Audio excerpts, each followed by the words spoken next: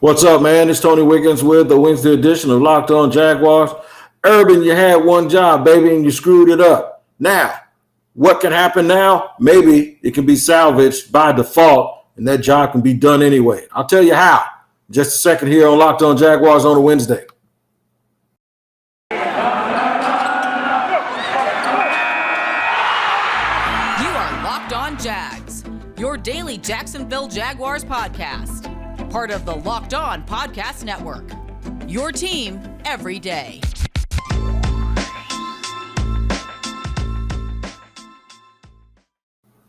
What is happening, man? I'm Tony Wiggins here with Locked On Jaguars, and thanks for making Locked On Jaguars your first listen every day, and we are free and available on all platforms. It's been a whirlwind of a few days here on Locked On Jaguars and around the NFL altogether, and I'm just going to lay it out to you flat out. Look, Urban Meyer had one job to do, right? And to me, he's failed miserably. So I'm going to get into that in the first segment. The second segment, I'm going to tell you how, by default, things might improve. Yeah, like improvement or leading by distraction.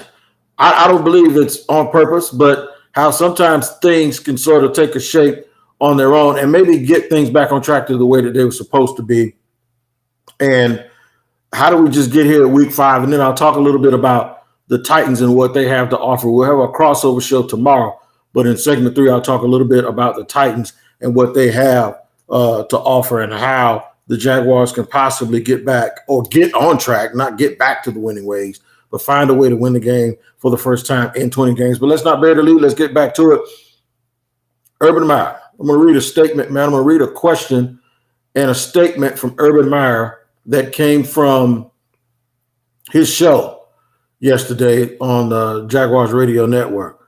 He was talking to Jeff Lageman, former Jaguars football player Jeff Lageman. Jeff said this: Urban, with this distraction trying to get the team refocused on the game with Tennessee, the players are going to get questioned throughout the week, and I'm sure not only from local media, but national media, and then also the visiting team's media. How do you try to attempt to kind of focus away from the distraction to get a team ready to play football? Here's Urban Meyer's answer, or a part of it. Once again, I don't believe that's in my court. Yeah, I just swallowed. If you're watching on YouTube, you saw it. If you did not, if you're not watching on YouTube, then you're watching me. You're listening to me, and you wonder what the hell did Wig pause for?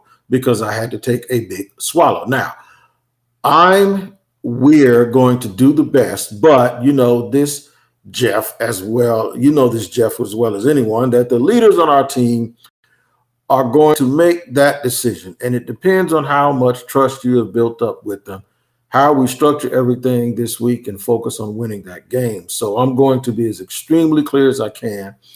Our staff is working their tails off, but you know as well as I do that the ownership of this team is with the players. All right, so let me tell you that I somewhat agree with some of what Urban said, right? And the reason why I agree with it is because that's what I thought from the very beginning. That's how I feel and have always felt about football teams, which is why I kept wondering from the beginning why Urban kept making everything so much about himself and his process and doing things the way he wanted them done in terms of specific stuff that he was looking for, as opposed to coaching the guys that he actually has in the locker room. Instead of finding out what he had in the locker room and coaching and bending towards that until he could get what he wanted, you're trying to make a square peg fit into a round hole, or a circle fit into a square peg, and it's just not going to happen. You can't make guys run fast that aren't fast. You can't call plays for guys that aren't fast as if they are fast, right? And to me, a lot of this early on has been about him. And a lot of this early on has been about everything except the players, right? He keeps saying it's about the players, but really it's about the players as long as they do and conform to the Urban Meyer way of doing things. But now the responsibility has changed. Now the responsibility is, it's the players' responsibility to lead this team. It's the players' responsibility to find their way. It's a player's responsibility to avoid distractions. It's the player's responsibility to figure out if they're going to do the things that's required to win this week or not, to overcome the distractions that's caused by the coach. This is very, very convenient. And it just goes further into the fact that maybe I was right yesterday when I said at some point I came to the conclusion that Urban Meyer doesn't have what it takes to be the guy that's going to take this franchise to the level that we all hoped that he could take it to. Now, what level was that? Let's backtrack a little bit for those that don't listen to Locked On Jaguars every day or did not hear the things that I said in the offseason before a coach was even hired. And I'm going to be on record. I was one of the people that screamed from the mountaintop that the Jaguars needed a CEO like a Ryan Day. I said first, the first call I'd make is Nick Saban, and I know he would say no. The second call I would make would be to Ryan Day. And I said the third call I would make would be to Urban Meyer. So this is, once again, I'm going to preface this by saying this. This is not me saying he disappointed me personally because he was one of the guys that I realistically wanted to coach the team. No, it's not about me, and it's not about being disappointed. It's about me being wrong about the type of person or the type of coach that he is. Now, I'm not talking about his that's between him and Shelley and his kids and all of that stuff. I'm not talking about any about that, because certainly I'm no angel when it comes to anything. You know what I'm saying? So I'm not talking about that. What I'm talking about his ability to do his job. And his ability to do his job, I thought he was just a better judge of talent. I thought he knew more about the X's and O's function of football and how to extract the most out of people. So far, he seems like a guy that whines and complains about the fact that the rules are set up the way that they're set up, and he can't do this and he can't do that. And he continues to try to operate the NFL at the NFL level as if he's still in college, and he's not adapting. And to me, that's the issue, and that's the problem. You go, what do you mean? They played better the last 2 weeks. Well, here's what I mean. He should have got his ass on the plane and came home with his team. And in the NFL, every NFL player I've heard said that that's a big no-no. And I haven't heard one guy with any credibility. I haven't heard one guy with any. I haven't heard anybody say that getting on the plane ain't no big deal as long as the only people I've heard even breathe that stuff are fans that want to make excuses for the team. To me, that was inexcusable. You get on when you fly private, flying back to Ohio is like an hour and a half. You fly home with your team after an emotional loss. I don't care if you have to walk down the aisle and pat guys on the back and say, hey, you guys did good. We're going to be all right. They need to see you, man. They need to see you. And now you get reports of guys laughing at you, explaining yourself.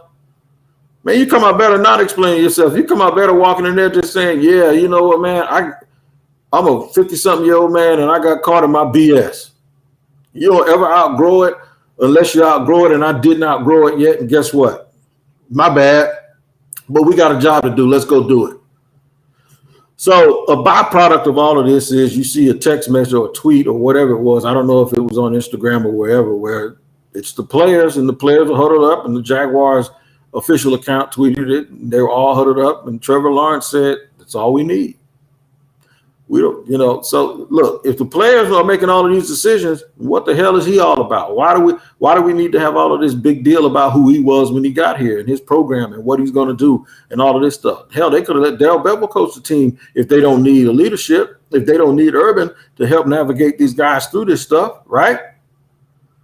I'm going to take you guys back, especially those that don't remember, to why I said, Urban, you had one job to do. You had one job to do. I still think that at the end of last season, this was the best, worst job ever. You heard what I said. The best, worst job ever.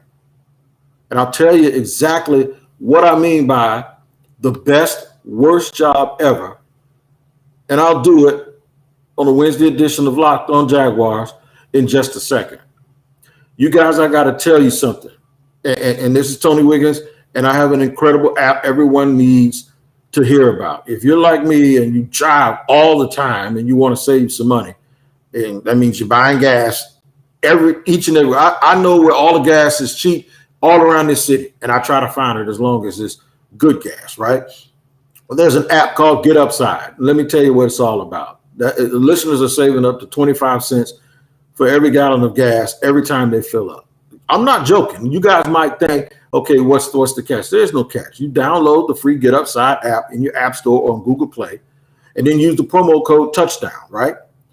And get a bonus 25 cents per gallon on your first fill up. That's up to 50 cents per gallon cash back. Now, because it's 25 cents on your first fill up, and then 25 cents for every gallon of gas every time you fill up thereafter.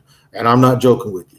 This cash back is going to go straight to your account, and then you can make that account go straight to your bank, to PayPal, to an e-gift card, or a card for Amazon or other brands. Just download the free Get Upside app and use the promo code Touchdown. Now, I'm dead serious about this. If you drive enough, you're going to save $200 or $300 a month. I don't know why you wouldn't do it and you wouldn't try it, right? Because it's going to work. You download the Get Upside app. Every single time you go to the pump, you're going to save 25 cents per gallon. Except the very first time when you use it, you're going to save 50 cents because you're going to get an additional 25 cents. That's right. So it's the Get Upside app. The promo code is Touchdown to start saving you some money on your gas right now. All right, man. So we're going to roll along here on this glorious Wednesday. And we're going to keep talking about this subject. But first, I got to go back. You know, there's a lot of people asking, why are you making this such a big deal? Why, Wade?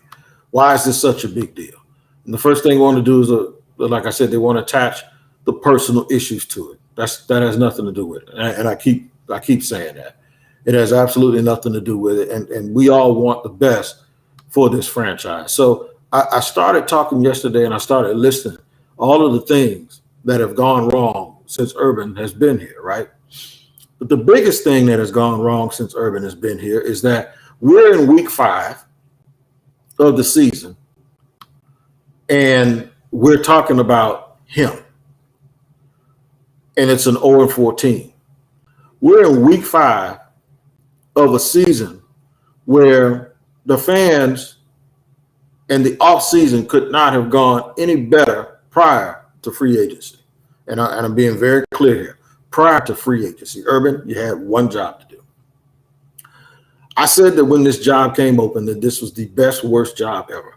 And what I mean by that is it was in a bad situation, and you can blame the old GM, and you can blame the old coaches, you can blame the owner, you can blame a combination of all of them. You can blame former players that used to be here. It does not matter who you blame. You can blame Wayne Weaver if you want to. I don't care who you blame. The bottom line is this franchise has not won enough, especially when you consider the amount of support that they've been given from this fan base.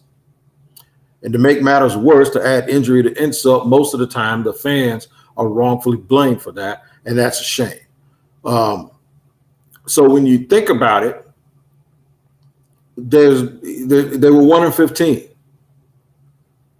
2 years in a row, they were like the worst team in the league consecutive years in a row, right? Right.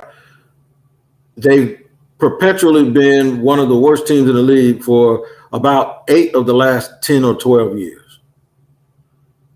So if you're going to take over a team like that, that's the worst team in the league that won one game. What do you want? You want a draft that's going to be a good draft with a quarterback in it. And there were plenty of quarterbacks, one which was considered generational in Trevor Lawrence. You want a good free agency class to exist. That was the case. You wanted to be able to have a lot of salary cap space. That's the case. You want a young team where you're not actually married to a bunch of contracts from a bunch of old veterans that you still have to pay or try to dump and get rid of. That was the case. At least according to them, they had an offensive line that was built to be able to sustain or to be able to keep a young quarterback upright. That was the case. You had at least one young pass rusher that you could count on that had proven that he could be a double-digit sack guy. That was the case. You used a top 10 pick the previous year on a cover corner. So you had 2 premium positions already covered, and then your offensive line apparently was covered, and then you franchise tagged your left tackle. So that was 3 premium positions. If you count the center, that's 4 premium positions. If you count the fact that you had Devon Hamilton, that's 5 premium positions out of 7 premium positions where you already are established. So now you got to think about big-time wide receiver and Mike linebacker, right? That's pretty good. You're in a pretty good situation. You had a rabid fan base that was ready to do nothing but go up with nothing but blue sky because there was nowhere else that they could go. They could not go down. This was the perfect scenario and situation. All you got to do is come in here and not screw it up. And every time someone says, all we need to do, we got Trevor, so it doesn't matter, I told them that's not true. We need to make sure that we build the infrastructure around Trevor Lawrence so he could have maximum success. And if we play this right, and this is what I said to folks, if we play this right, you won't just come out of purgatory. You won't just be not irrelevant. You won't be a relevant franchise, but you'll be able to contend for a title real soon. And if we do it perfectly, you'll have a chance to compete for championships for years. And if you're lucky, have a chance to even be a dynasty. Now, I know that's a lot, but the ultimate goal is to be a dynasty, and the ultimate goal is attainable when you add all of these factors in. Like easiest path, best case scenario, it was laid out for the Jaguars. The only thing that could go wrong, the worst thing that could happen is if they drafted Trevor Lawrence and he wasn't any good, and that's not the case. The other bad thing that could happen is if they choose the wrong coach, but they got the right quarterback, and then we could try to fix it. They could win a little bit now, move a little bit slower than you expect, and maybe in year 3 you realize, okay, they've improved, but we need somebody to get us over the hump. But nobody expected this. Nobody expected in week 5 folks are going to be having conversations about a guy leaving or getting fired for cause. No one expected that. Not only did you drop the bag, you tore everything up. It's a joke that we're even in this situation having these conversations. That's what angers people so much. What angers people so much is you almost had to be, your name had to be can't get right to screw this up like this. To have these fans in this city in this situation. Everything was lined up perfectly for you to come in here. And even at a slow pace, just start improving the team. But you absolutely have to be can't get right in order. That has to be your name in order for this thing to have gone the way this has gone this early. From hiring a coach with a checkered past to use telling everybody to be focused and you ain't focused, to team meetings being canceled, to folks laughing and talking, and all of these stories coming out of the blue and coaches not getting along. Do you realize every time you criticize a coach about not doing something a certain way, that's a reflection on you because you picked him? None of these people were incumbents. You chose these guys. It's amazing to me that we're even in this position. So I got a theory, though. By default, what's going to happen is because he wants to deflect and wants everybody else to lead the franchise, we're going to be where we're supposed to be anyway, or at least be on the path to be, because it's like, screw you, we don't need you. We're going to win because we have pride. It's going to be about us, which goes back to the point that it's a players' league in the first place. You're not going to be able to take some kid that can't play and put him in a strength and conditioning program, and all of a sudden he's going to be out and go out and beat people. He may overachieve and he may be better than people thought, but he still ain't going to beat those dudes that run a 4.3 in their sleep.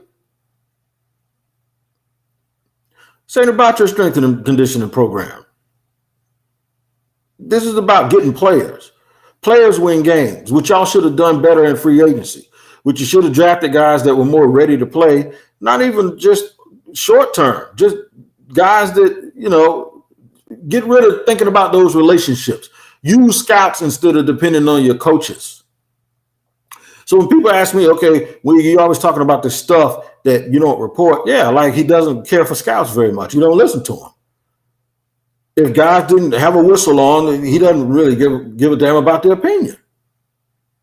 And these guys have worked their entire lives as scouts. Why do you think almost every single body that they drafted or everyone that they signed is someone who has a whistle was familiar with? You're going to turn them into the Cincinnati Bengals under Marvin Lewis, and you're going to do it voluntarily. For those that don't know what I mean, Marvin Lewis, those teams were notorious for people knew that they didn't have a scouting staff. They had that dude was he was going 8-8 every year, and he had the worst scouting staff in the league. That's why people still revere him as a good coach, because he actually made the playoffs a few times. And he had the coaches were doing the scouting. You voluntarily want to get back to that while teams like Kansas City and Philadelphia and Pittsburgh have scouting departments. You got more quality control coaches over there paying attention to stuff than you do actual scouts. Are you serious? So maybe now we'll realize this is a players' league, and it's not about some program, and it's not about some new initiative. We'll get back to being players. Since Urban has made it a charge that this is about the players that's going to lead this team to victory, and they just might this weekend because that's the way it's supposed to be anyway. Third segment, I'm going to tell you exactly how that really might happen. I am going to tell you. It absolutely might, and it would be no better time, and it's not going to be vindication for him or anything like that, but there'd be no better time for it to happen than against the vaunted, hated mayonnaise boys from Tennessee and the Titans. And I'll tell you in just a second here on Locked On Jaguars. If you know the Built Bar is your best protein bar you've ever had, then you know that they have 9 delicious flavors, and now they have another special flavor going on right now. That cookie dough bar, that cookie dough crunch is off the chain. I had 2 yesterday. So I'm cheating because my wife told me I could only have 1 per day. Also, I'm kind of cheating on my favorite, which is the salted caramel, because that's my girl right there. I love that salted caramel Built Bar. Now, Built Bars aren't just tasty, they're also healthy because the macros are up to par with 17 to 18 grams of protein. Calories range from 130 to 180, and only 4 to 5 grams of sugar and only 4 to 5 net carbs. Amazing flavors, all tasty and all healthy. And you can get them too at built.com. When you use the promo code Locked On, you'll get 15% off of your order. Use the promo code Locked On for 15% off at built.com. Now check them out at bar_built, that is, on Twitter for all the latest. You're going to see that cookie dough bar I was talking about. It is something else, man. They're all covered in 100% chocolate, and they're absolutely scrumptious and delicious. And like I said, the macros are off the chain, so it is very healthy as well as being super, super tasty. So it's Built Bar at built.com. The promo code is LOCKED15. If you want to win some money, man, you better go to betonline.ag. It's the only place you need to be going anyway if you're trying to bet and wager on games, because it's your number one spot for all the pro and college football action this season. With a new and updated site interface, even more odds, props, and contests, BetOnline continues to be the number one source for everything football. Head to the website to use your mobile device to sign up today to receive your 50% welcome bonus on your first deposit. Don't forget to use the promo code Locked On to receive that bonus. For football, basketball, boxing, right to your favorite Vegas casino games, don't wait to take advantage of all the amazing offers available for the 2021 season. BetOnline is the fastest and easiest way to bet on all of your favorite sports. BetOnline is where the game starts, and let's hope if you do it the right way, it ends with money going in your pocket. That's right. BetOnline.ag is your number one spot for all the pro and college football action this season. All right, continuing to roll along here on Locked On Jaguars here on a Wednesday. I'm not going to pick the Jaguars as of yet to win the game against the Tennessee Titans because the Tennessee Titans have a lot of weapons. Titans lost to the Jets the other day. Yeah, those Jets. One I always joke around and call the big green fungus in New York. Well, the Titans got beat by them, and they didn't look good, man. And Mike Vrabel was all ticked off. And sometimes you don't want a team that you want to upset. You don't want them to get upset by another bad team before you have to play them, because then they get all hot and bothered. Now, granted, they didn't have AJ Brown, and they didn't have Julio Jones playing at wide receiver, but nonetheless, they probably still should have won that game. They've been pushed around a little bit on defense, and they're being thrown on defense. That's where I think the Jaguars have a shot.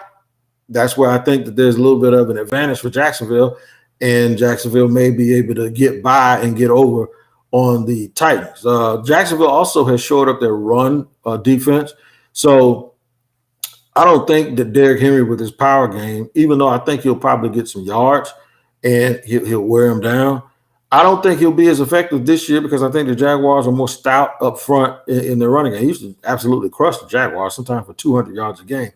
I do believe the Jaguars have a shot because they have shored up the run enough that they don't have to totally sell out to it all the time and get crushed with play action to those receivers. Now, the key is going to be on the back end if those receivers play, and if Jacksonville is able to guard those guys on the back end, and if Jacksonville is able to overcome those guys. Now, if they win, now everyone's going to say, well, this distraction didn't mean anything, and it's about the players. So here's what I was trying to connect to those other two segments. The byproduct of all of this is maybe Urban has been humbled enough that now he'll listen to his coaches. Now he'll know that this is about the players. Now he'll realize it's not about him trying to prove anything. Now he'll realize that the success on the football field is the only way that people are going to be able to get beyond and get past all of that other stuff. And he needs the help of other people to do it. See, there are those that think that this is too big of a job for Urban. I don't. I think Urban thinks that he's too big for the job. I think that's what it is. I don't think a guy that wins 3 national championships in college is all of a sudden unqualified to be an NFL head coach. To me, that's a joke. I think because you have head coaches in college, and you have head coaches that leave the NFL because they get fired, like Bill O'Brien and Doug Marrone. Yeah, they're assistant coaches at Alabama.